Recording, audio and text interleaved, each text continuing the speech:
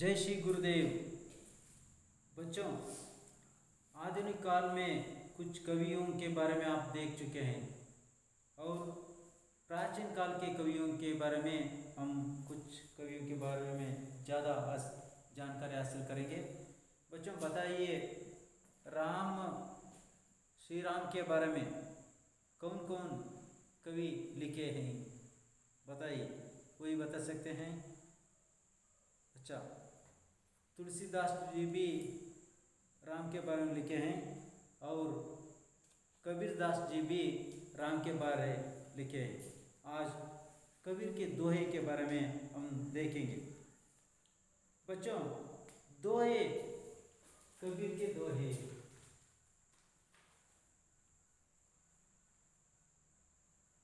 कबीर के दोहे।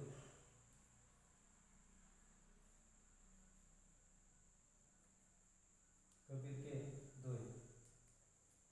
दोहे मतलब है दोहे, दो पंक्ति, दो पंक्ति,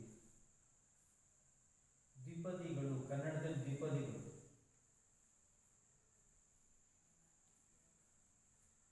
ಕನ್ನಡದಲ್ಲಿ ಕಪ್ಲೆಟ್ಸ್, ಇಂಗ್ಲಿಷಲ್ಲಿ ಕಪ್ಲೆಟ್ಸ್.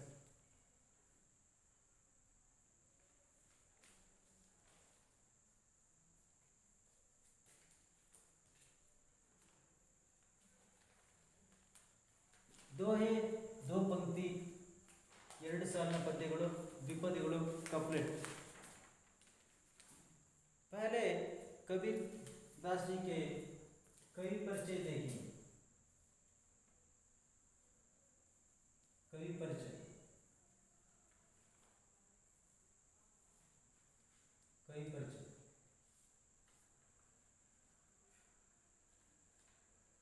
जन्म कबीर दास जी का जन्म 1398, मृत्यु 1518।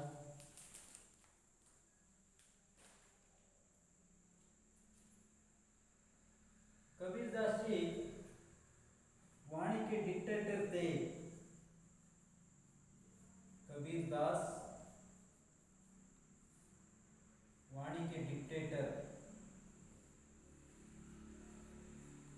वाणी के डिक्टेटर थे।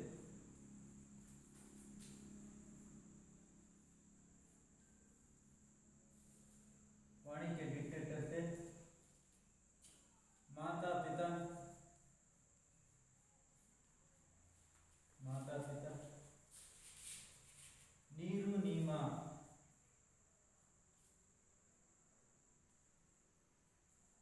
नीरू नीमा,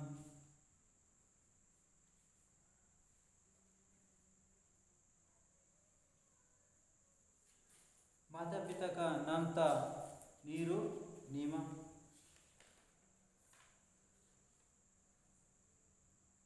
रचनाएं, कबीरदास जी की रचनाएं, रचनाएं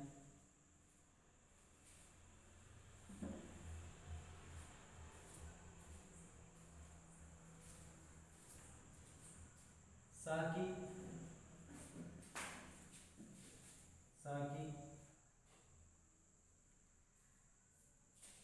साकी, सबद, साकी सबद, रमैनी,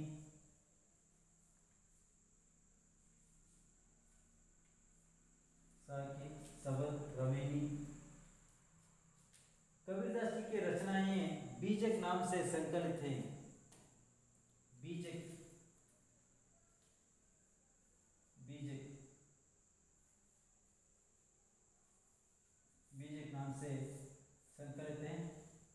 बीजक में 3 भाग किए हैं, 1, 2, 3। पहला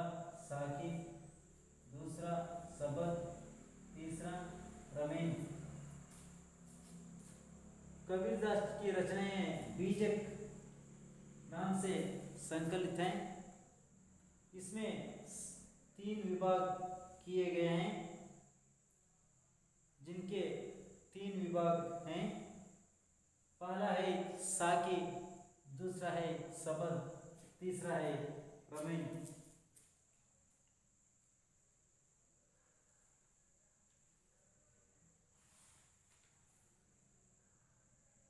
कबीरदास जी अच्छे गुण स्वभाव से मनुष्य को माना अच्छे गुण स्वभाव से मनुष्य को मान सम्मान की प्राप्ति होती है।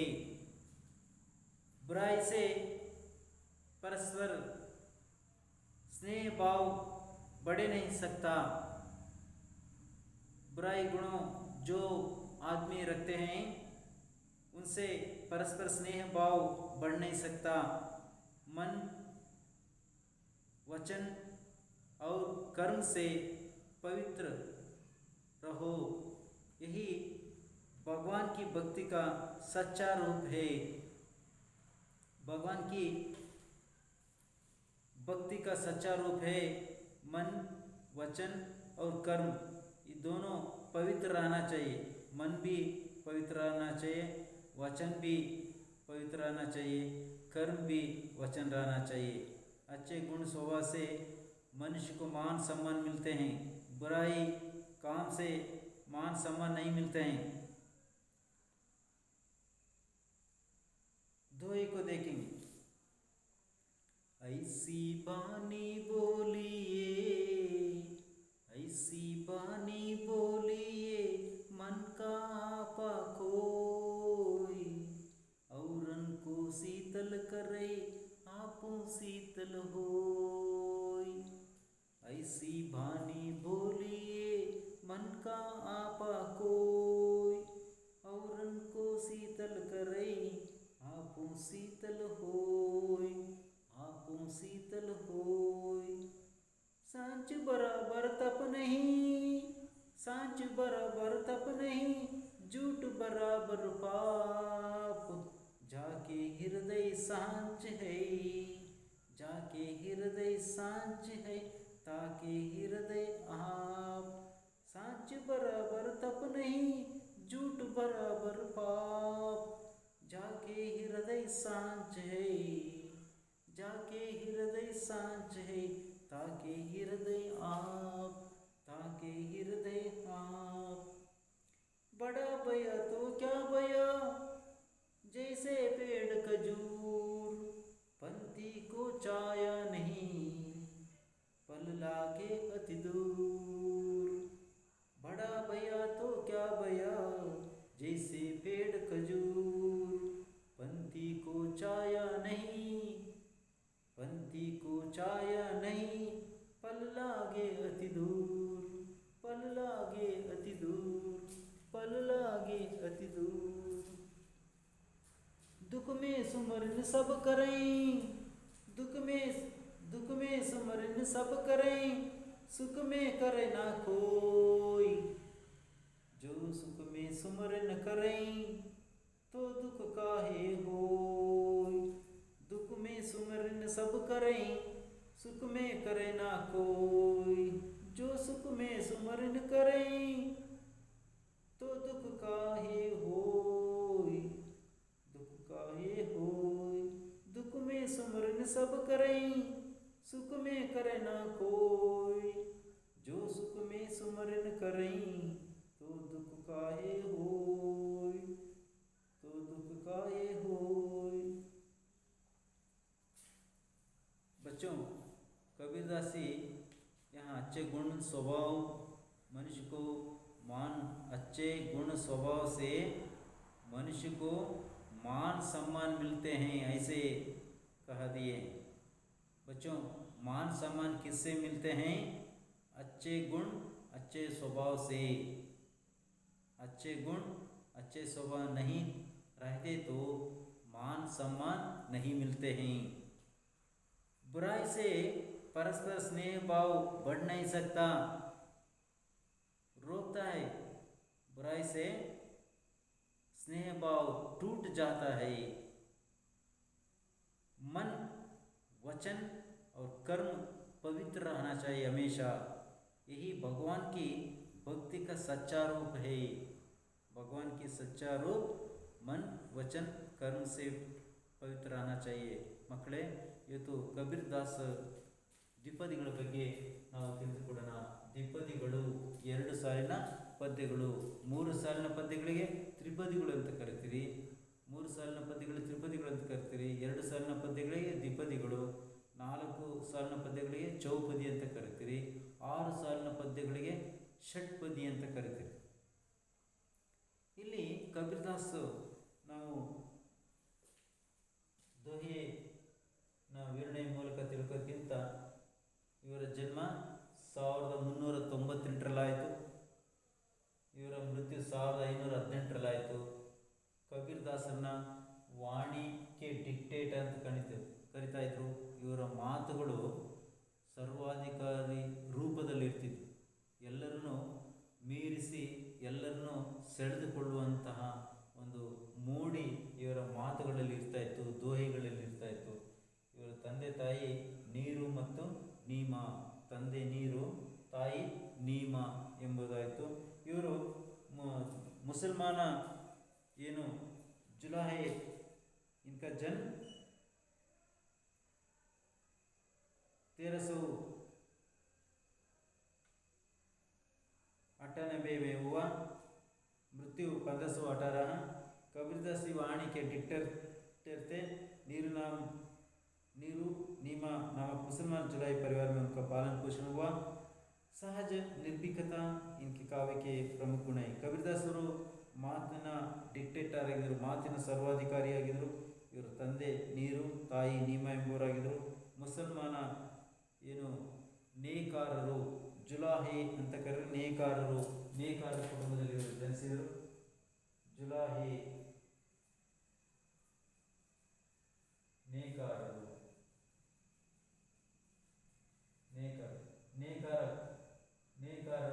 ಕುಟುಂಬದಲ್ಲಿ ಮುಸಲ್ಮಾನ ನೇಕಾರರ ಕುಟುಂಬದವರು ಇವರನ್ನು ಸಾಕಿ ಸಲಿದರು, ಪಾಲನೆ ಪೋಷಣೆಯನ್ನು ಮಾಡಿದರು. ಹಾಗೆ ಸಹಜವಾಗಿ ನಿರ್ಭೀಕತೆಯಿಂದ ಇವರ ಕಾವ್ಯಗಳನ್ನು ಬರೆಯುವಂಥದ್ದು ಇವರ ಪ್ರಮುಖ ಗುಣವಾಗಿತ್ತು. ಇವರ ಮಾತುಗಳು ಸಮಾಜವನ್ನು ಸುಧಾರಿಸುವುದಾಗಿತ್ತು. ಸಮಾಜವನ್ನು ಸುಧಾರಿಸುವ ಭಾವನೆಗಳು ಇವರ ದೋಹೆಗಳಲ್ಲಿ ತುಂಬಿದೆ. ಕೂಟ್ಕರ್ ಬರಿ ಹುಯಿ ಹೈ ಅಂದರೆ ತುಂಬ ಇವರ ದೋಹೆಗಳಲ್ಲಿ ಸಮಾಜವನ್ನು ಸುಧಾರಿಸುವಂತಹ ಮಾತುಗಳು ಇದೆ. ಇವರು ದೊಡ್ಡ ದಾರ್ಶನಿಕ ಕವಿಯೂ ಸಹ ಆಗಿದ್ದರು. ಕಬೀರ್ ಕಾವ್ಯದಲ್ಲಿ ಬುದ್ಧಿ ಮತ್ತು ಹೃದಯಕ್ಕೆ ಸಂಗಮವಾಗಿದೆ. ಕಬೀರರ ಕಾವ್ಯಗಳು ಓದಿದಾಗ ಅದು ನಮ್ಮ ಹೃದಯ ಸ್ಪರ್ಶಿಯಾಗಿರುತ್ತೆ. ಹಾರ್ಟಬಲ್ ಟಚ್, ಮನಸ್ಸು ತುಂಬ ಮನಮುಟ್ಟು ಹಾಗೆ ಬರೆದಿರ್ತಾರೆ ಇವರ ದೋಹೆಗಳು ಮನಮುಟ್ಟು ಹಾಗೆ ಇರುತ್ತೆ. ಮಕ್ಕಳೇ, ನೀವು ನೋಡ್ತೀರಿ, ಸಿನಿಮಾ ನೋಡ್ತೀರಿ, ಧಾರಾವಾಹಿ ನೋಡ್ತೀರಿ. ಇವುಗಳು ನೋಡಿದಾಗ ಕೆಲವೊಂದು ಎಲ್ಲೋ ಒಂದು ಘಟನೆಗಳು ಅವೆಲ್ಲ ಬಂದಾಗ ನೀವು ಕಣ್ಣೀರಾಗ್ತೀರಿ. ಸಿನಿಮಾ ನೋಡಿದಾಗ ಅದು ಕಥೆ ಅಂತ ಗೊತ್ತಿರುತ್ತೆ, ಆ ದೃಶ್ಯಗಳು ನೋಡಿ ಕಣ್ಣೀರಾಗ್ತೀರಿ. ಧಾರಾವಾಹಿಗಳು ನೋಡ್ತಿರ್ತೀರಿ, ಆ ಧಾರಾವಾಹಿಗಳು ನೋಡುವಾಗ ಕೆಲವೊಂದ್ಸರಿ ದೃಶ್ಯ ಘಟನೆಗಳು ಬಂದಾಗ ಮನಸ್ಸು ಕಲಕುತ್ತೆ. ಅದನ್ನು ನಾವು ಹೃದಯ ಸ್ಪರ್ಶಿ ಅಂತ ಕರಿತೀವಿ, ಹೃದಯ ಸ್ಪರ್ಶಿ. ಹೀಗೆ ಇವರ ಕಾವ್ಯಗಳು ಬುದ್ಧಿ ಮತ್ತು ಹೃದಯಕ್ಕೆ ಸಂಗಮವಾಗಿದೆ. ಹಾಗೆ ಹೃದಯವನ್ನು ಸ್ಪರ್ಶಿಸುವಂಥ ದ್ವಿಪದಿಗಳನ್ನು ಇವರು ಬರೆದಿದ್ದಾರೆ. ಇಷ್ಟೇ ಅಲ್ಲ, ಇವರು ಸಂತ ಕವಿಯಾಗಿದ್ದರು.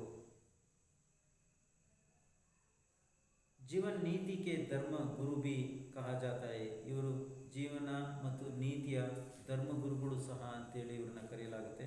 ಕಬೀರರ ರಚನೆಗಳು ಬೀಜಕ್ ಅಂತೇಳಿ ನಾವು ಕರಿತೀವಿ. ಸಂಕಲನ, ಬೀಜಕ್ಕೆಂಬ ಸಂಕಲನ.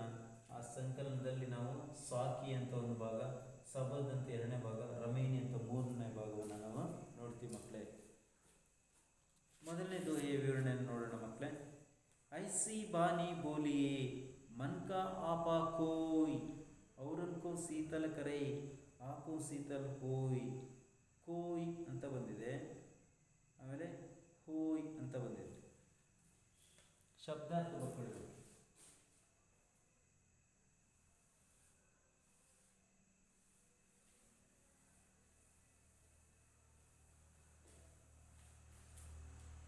ಶಬ್ದಾರ್ಥ ಬರ್ಕೊಳ್ಳಿ ಮಕ್ಕಳೇ. ಬಾನಿ, ಬಾನಿ, ವಾಣಿ, ವಾಣಿ, ಮಾತು, ವಚನ ಅಥವಾ ವಚನ, ವಾಣಿ ಅಂದರೆ ವಚನ. ಆಪ, ಆಪ, ಅಹಂಕಾರ, ಅಹಂಕಾರ, ಗರು, ಅಹಂಕಾರ, ಗರು, घमंड,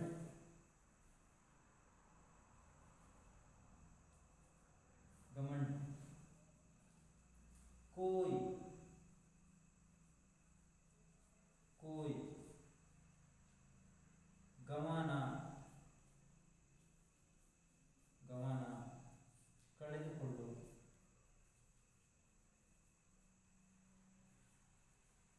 ಕಳೆದುಕೊಳ್ಳು, नष्ट करना, नष्ट करना, नष्ट करना, औरन, औरन, औरन,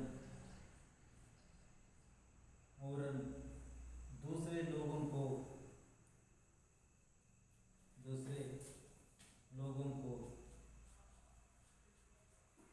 लोगों को, दूसरे लोगों को, यानी औरों को, औरों को, औरों को, शीतल, शीतल, ठंडा, ठंडा,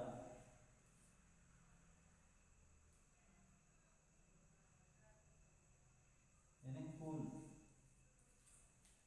कूल, तंपु, तंपु,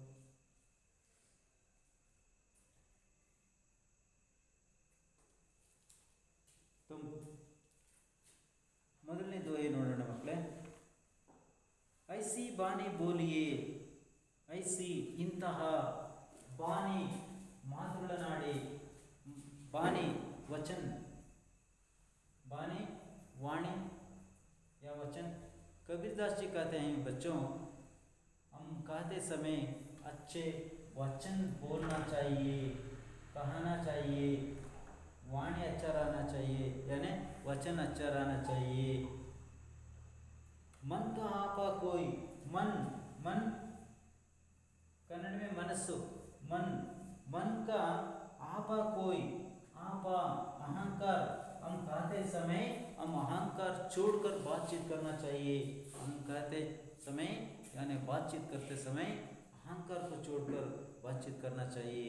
अहंकार मन में रखते हुए बातचीत नहीं करना चाहिए. हम अमीर नहीं, तू गरीब है, तू रोज कामकाज करते हो, कामकाज करने से पैसे मिलते हैं, तुम रोजी रोटी को कमाना है, हम वैसे नहीं, हम अमीर हैं. ऐसे वो कहते समय मन में हर एक बात में अहंकार नहीं रहना चाहिए. आपा, आपा को नहीं रखना चाहिए. कोई, कोई कಳೆದುಕೊಳ್ಳು, नष्टवागु. मन में अहंकार को छोड़कर बातचीत करना चाहिए. औरन, औरन दूसरों को. शीतल, शीतल यानी ठंडा. हम बात करते समय दूसरों के हृदय में, दूसरों के हृदय शांत होना चाहिए. उनको मन को धक्का नहीं पहुंचना चाहिए, मन को हानि नहीं पहुंचना चाहिए. बातचीत करते समय दूसरों को दुख नहीं पहुंचना चाहिए, सुख पहुंचना चाहिए. ऐसे बातचीत करना चाहिए. आपो शीतल हुए. बात, जो व्यक्ति बातचीत करता है, जो बातचीत करता है उसको भी मन को खुशी होना चाहिए. बात सुनने वाले व्यक्ति को भी मन खुशी होना चाहिए। ऐसे बात कहने के लिए यानी बातचीत करने के लिए कबीरदास जी कहा दिए हैं।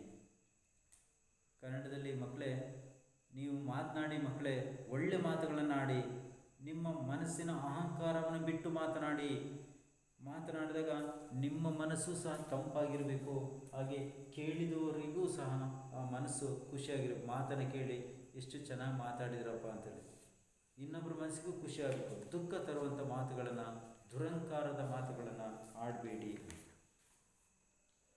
कबीर कहते हैं कि बच्चों, आपसे वचन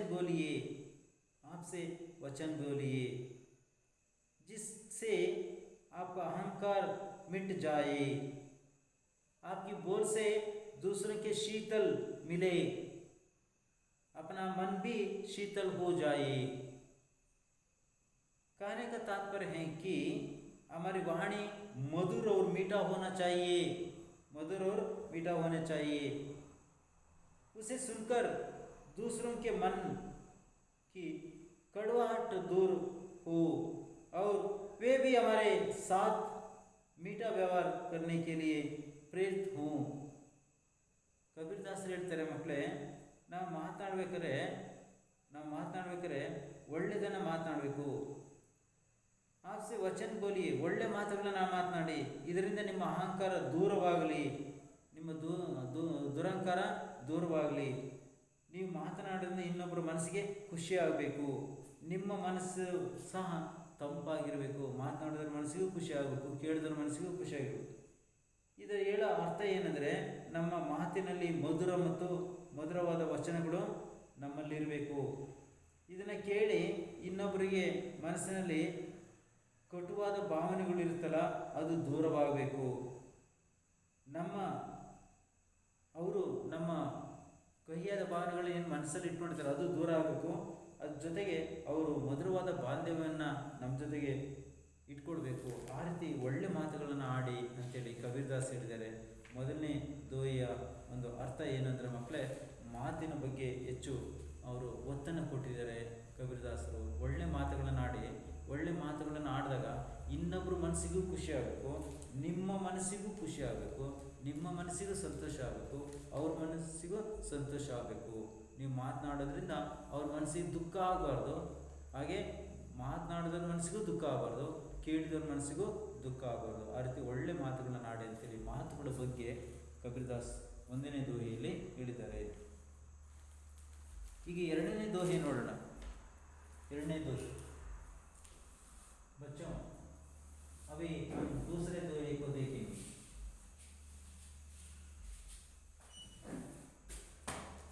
दूसरे दोहे क्या कहते हैं, दूसरे दोहे का शब्दार्थ क्या होता है, हम देखेंगे बच्चों। दूसरा दोहे, सांच सच,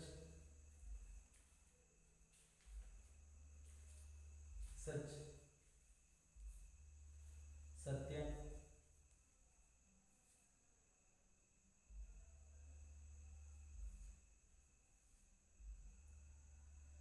बराबर, समान,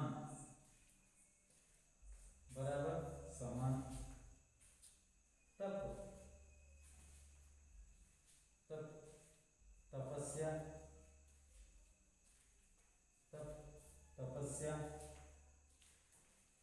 साधना,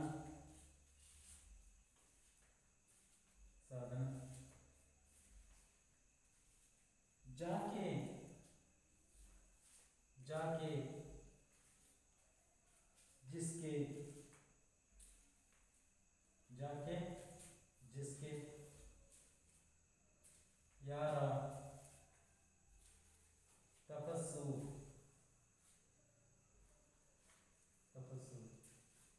सरी समाना, बराबर सरी समाना, तप तपस्सु, जाके जिसके, यारा, हृदय,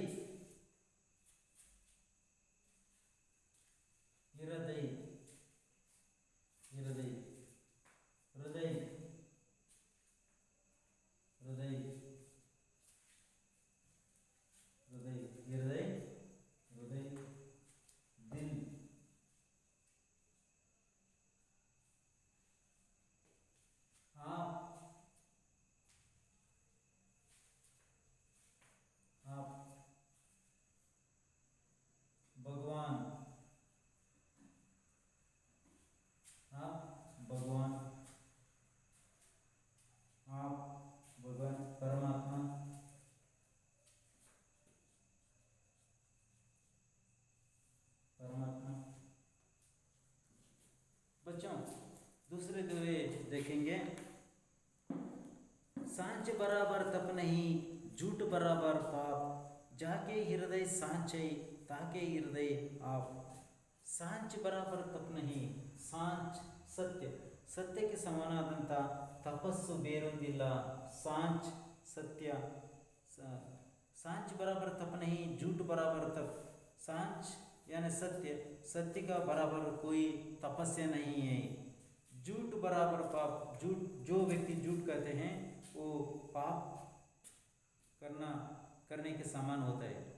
जो झूठ बोलता है, झूठ बोले तो वह पाप करने का काम किया होता है। इसलिए झूठ नहीं बोलना चाहिए, हमेशा सच बोलना चाहिए। सत्य हरिश्चंद्र हमेशा सच बोलते थे। जिसके हृदय सांच है, जिसके हृदय में सत्य है, जिसके हृदय में सच है, जिसके हृदय में सत्य है,